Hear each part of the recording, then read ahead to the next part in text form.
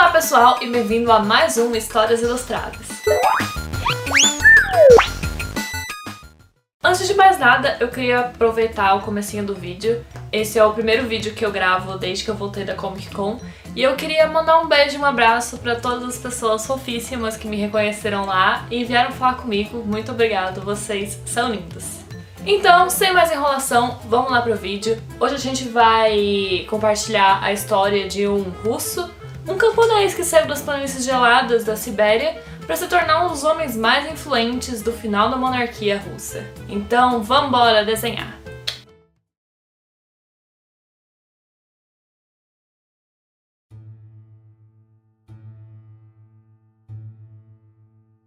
Você acredita em imortalidade? E se um homem bebesse 3 copos de um veneno tão poderoso que apenas 1 miligrama é capaz de matar um adulto instantaneamente e sobrevivesse? Você acreditaria em imortalidade? E se um homem recebesse 3 tiros no peito e sobrevivesse? Você acreditaria em imortalidade? E se o mesmo homem sobrevivesse a essas duas coisas numa mesma noite? Você acreditaria em imortalidade? Provavelmente essa ideia passou pela cabeça do príncipe Felix Yusupov na noite que ele tentou matar o místico mais famoso da história da Rússia. Antes de narrar os acontecimentos daquela madrugada de 30 de dezembro, vamos voltar 50 anos no tempo, para 1869. Em meados do século XIX, enquanto países como Inglaterra e França já haviam passado pela Revolução Industrial há décadas, a Rússia ainda vivia uma realidade medieval. O país era governado por um monarca absoluto, os czares da família Romanov. Abaixo deles, uns poucos aristocratas detinham toda a terra e todo o poder da Rússia, e o clero da Igreja Cristã Ortodoxa ainda tinha forte poder político. Todo o resto da população eram camponeses.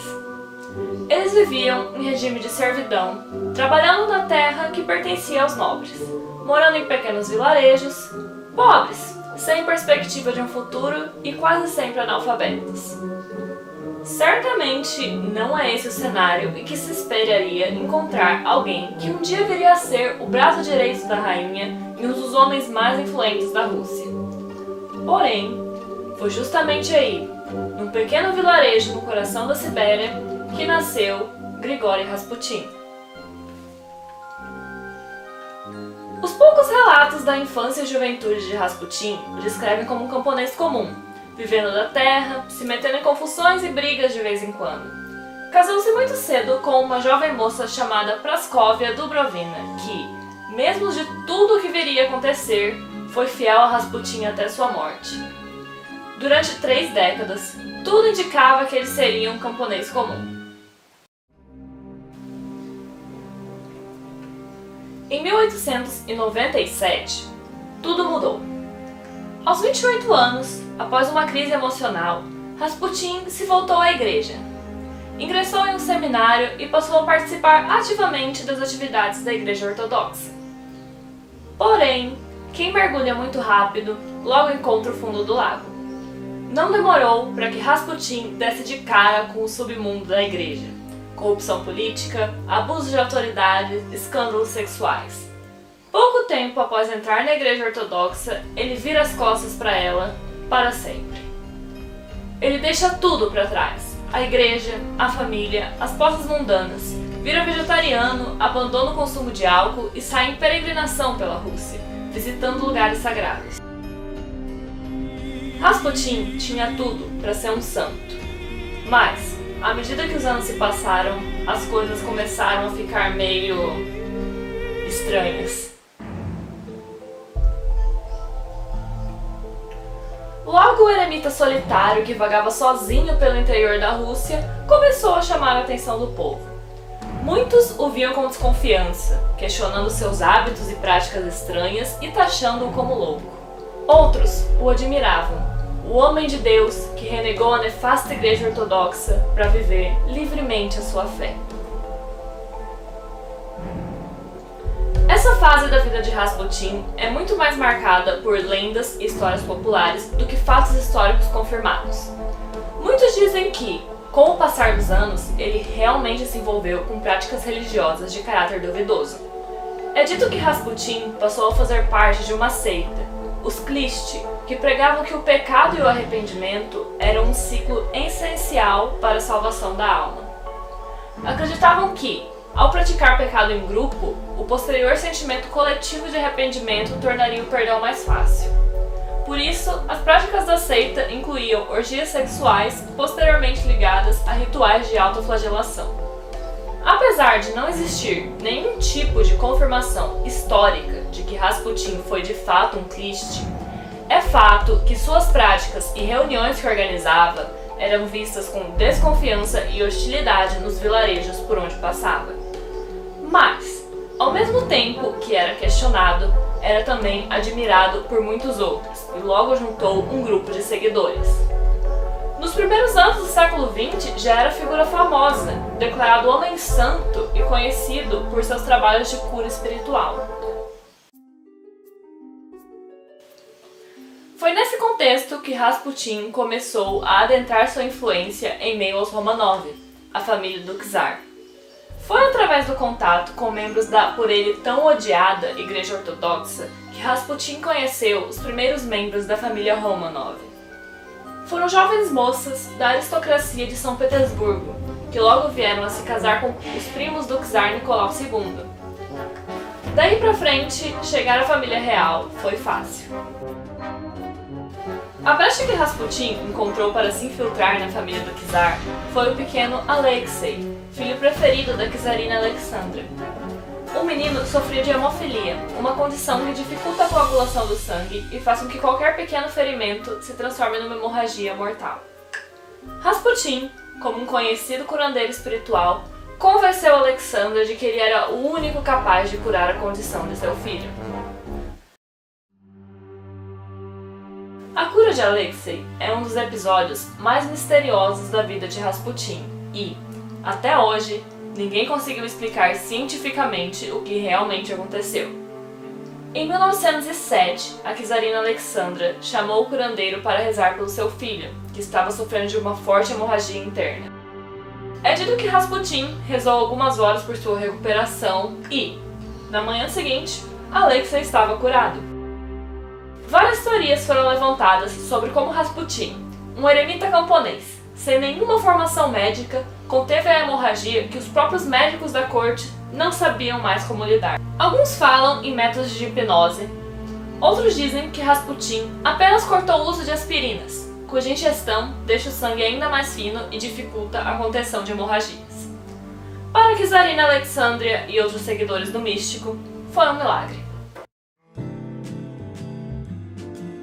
Rasputin se tornou o queridinho não só de Alexandria, mas curiosamente de muitas mulheres da corte. Eram comuns as reuniões de admiradores do místico que, geralmente, eram frequentadas apenas por mulheres. Essas reuniões eram divulgadas como encontros para oração, guia espiritual e sessão de cura pela fé. Mas os boatos sobre o que realmente acontecia nessas reuniões eram muito mais sexuais. Foi nessa época que surgiu a imagem de Rasputin como o grande amante das mulheres da corte, o irresistível galanteador que tinha qualquer mulher que quisesse, seja por seu charme incomparável ou seus poderes místicos. É popularizada a ideia de que o príncipe Felix Yusupov e seus conspiradores planejaram o assassinato de Rasputin por ciúme dos supostos affairs do místico com suas esposas. Porém, isso é pouco plausível. O verdadeiro motivo da conspiração foi, provavelmente, o crescimento da influência e do poder político que Rasputin vinha conquistando dentro da corte de Nicolau II. Sua influência não se restringia à czarina Alexandra. Rasputin tinha o czar e todos os seus conselheiros na palma de sua mão. Em 1916, Purishkevich, um respeitado membro do parlamento russo, deu um discurso inflamado acusando o czar e seus ministros de serem meras marionetes sob o controle do suposto místico Rasputin e sua querida conspiradora, Czarina Alexandria, uma mulher de raízes alemãs que estava fazendo de tudo para se manter no trono da Rússia através de manipulações e alienação do povo. Exagero ou não, é inegável o fato de que Rasputin tinha sim uma sede de poder político e por diversas vezes usou sua influência sobre o czar Nicolau para garantir que as coisas iriam do jeito que desejava. A essa altura, apesar de ainda carregar a alcunha de homem santo, ele já era um ser completamente corrompido. Frequentemente visto bêbado, envolvido em escândalos sexuais e distribuindo propinas para se safar de problemas com as autoridades. A gota d'água para os políticos conservadores foi quando, em meados da Primeira Guerra Mundial, Rasputin convenceu o czar Nicolau de que a única forma de garantir a vitória da Rússia seria se Nicolau se envolvesse pessoalmente na fronte de batalha.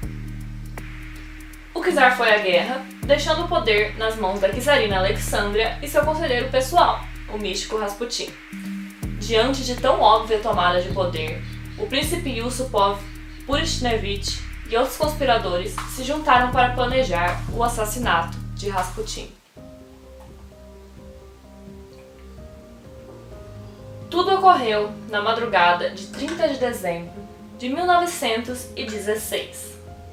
Rasputin foi convidado por Felix Yusupov para um encontro político em sua casa.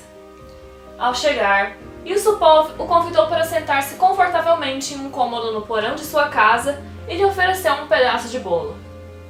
Bolo envenenado com quantidade suficiente de cianeto para matar 10 homens adultos. Rasputin comeu todo o bolo que lhe foi oferecido e, para surpresa de Yusupov, não demonstrou nenhum sinal de envenenamento. Chocado, o príncipe lhe ofereceu uma garrafa de vinho, também fortemente envenenado. Rasputin bebeu 3 copos e nada. Rasputin se mostrava completamente imune ao cianeto. 1 miligrama dessa substância deveria ser o suficiente para matar um homem adulto instantaneamente. E lá estava Rasputin, completamente imune, mesmo após 3 copos cheios de cianeto. Yusupov percebeu que precisava tomar medidas mais drásticas. Subiu até seu quarto, pegou sua pistola e voltou até o porão, onde deu 3 tiros no peito de Rasputin, que caiu instantaneamente no chão. Pronto, estava feito. O mago que inspirou tanto medo e admiração na corte russa estava morto. Yusupov subiu as escadas e foi compartilhar seu êxito com seus companheiros conspiradores. Eles se abraçaram. A grande mãe Rússia estava finalmente livre das garras do perigoso Rasputin. Desceram juntos até o porão para se livrar do corpo, e quando chegaram perto, Rasputin levantou-se como um raio, atacando os homens com unhas e dentes, pulando em cima de qualquer um que pudesse encontrar. Os homens fugiram desesperados escada acima, fugindo do místico animalesco que, mesmo após ingerir uma quantidade absurda de cianeto e ter sido atingido por 3 balas no peito, ainda os atacava violentamente. Rasputin agarrou a perna de Yusupov, derrubando-o da escada.